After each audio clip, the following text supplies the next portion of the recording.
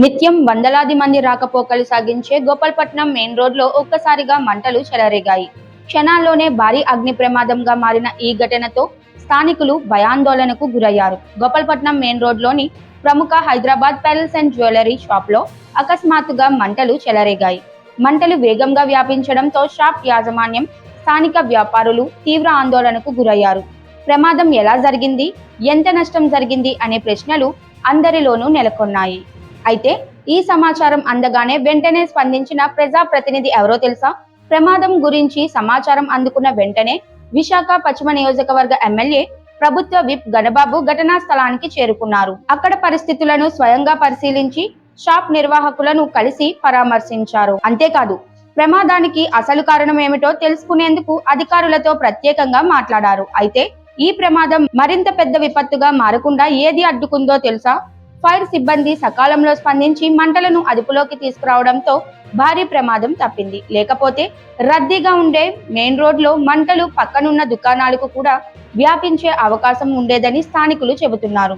ప్రమాదం short circuit వల్ల జరిగిందా, లేక మరేదైనా కారణమా అనే కోణంలో అధికారులు దర్యాప్తు చేస్తున్నారు.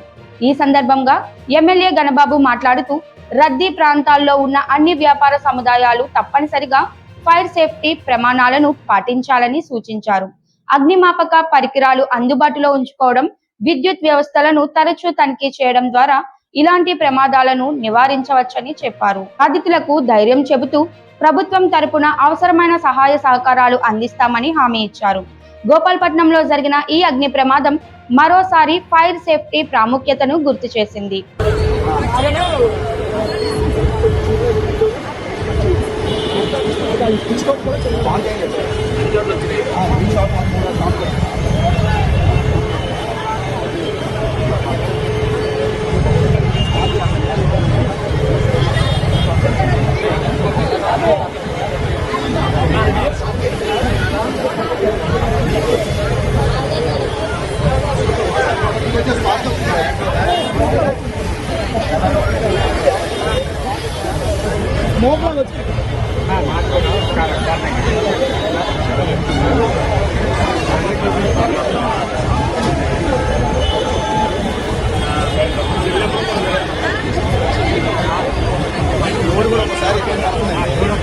ఒకసారి